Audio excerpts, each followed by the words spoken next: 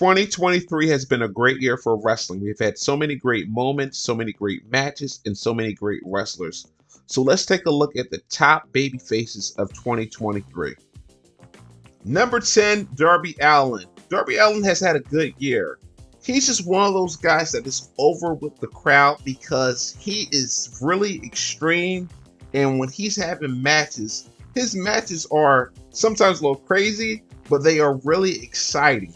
You know, they really get you into it. And as a guy that is just, he's a small guy, when he's doing those moves, they are impactful. And it seems like he is really, putting his body on the line. So that's why Darby Allin is just one of the top baby faces, because he's over with the crowd. His matches are exciting, even though I feel like sometimes he needs to slow it down.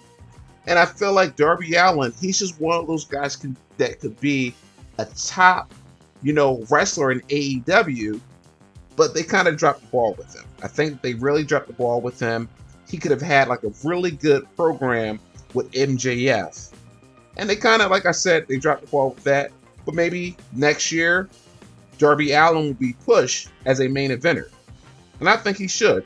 Although, he's a smaller guy, but he has that, that it factor about him. So let's see what's going to happen next year with Darby Allin. Number 9, Rey Mysterio.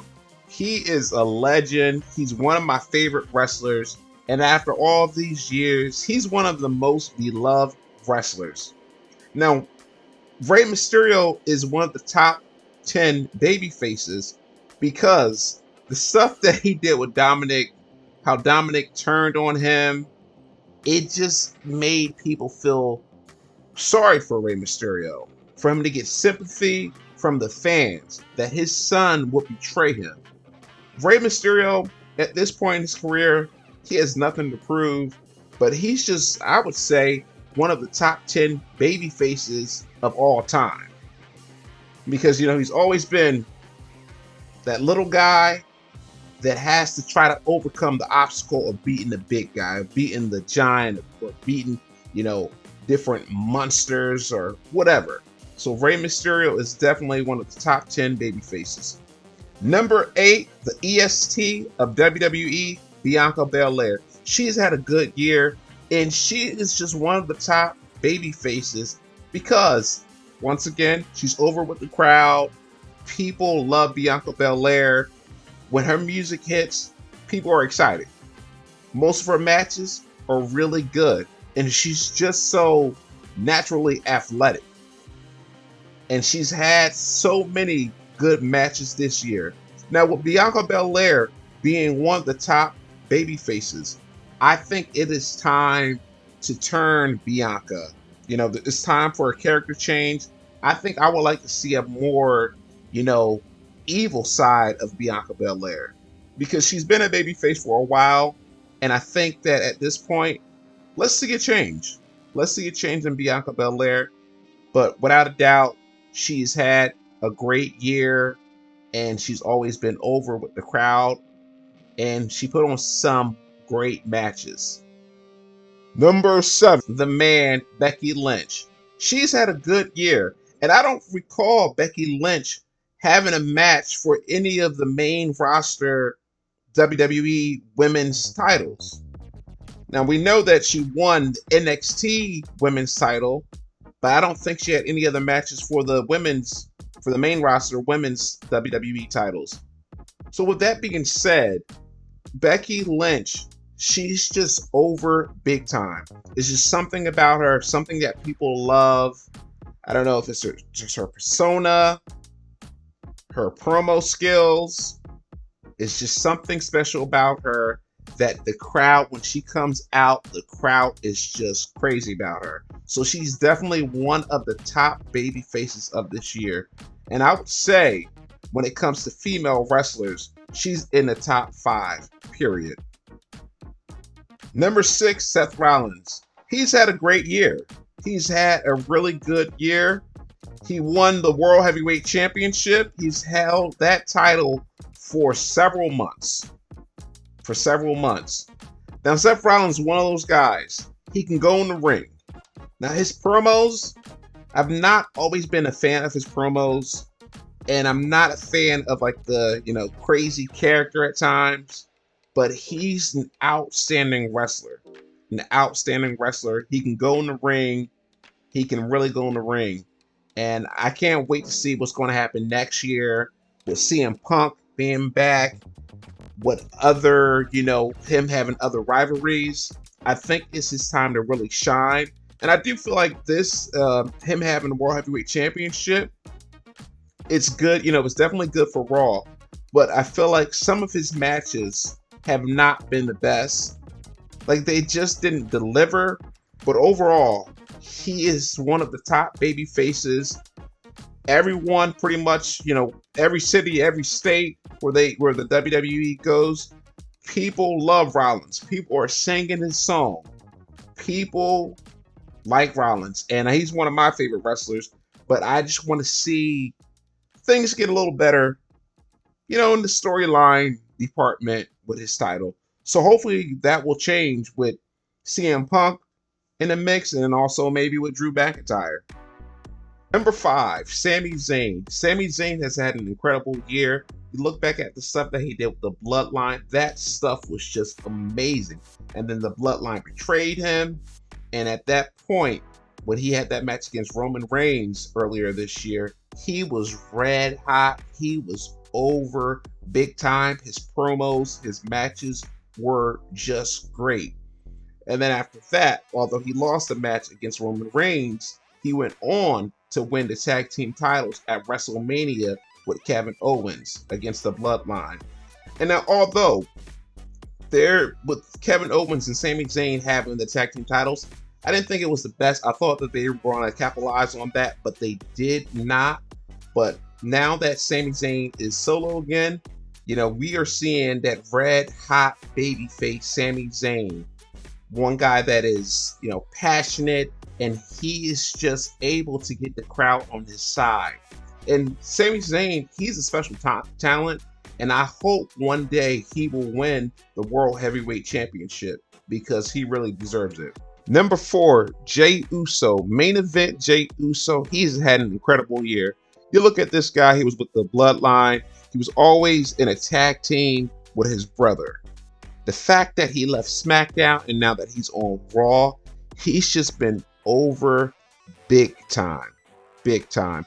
And then you look at how Jey Uso this year, he was the only wrestler to pin Roman Reigns.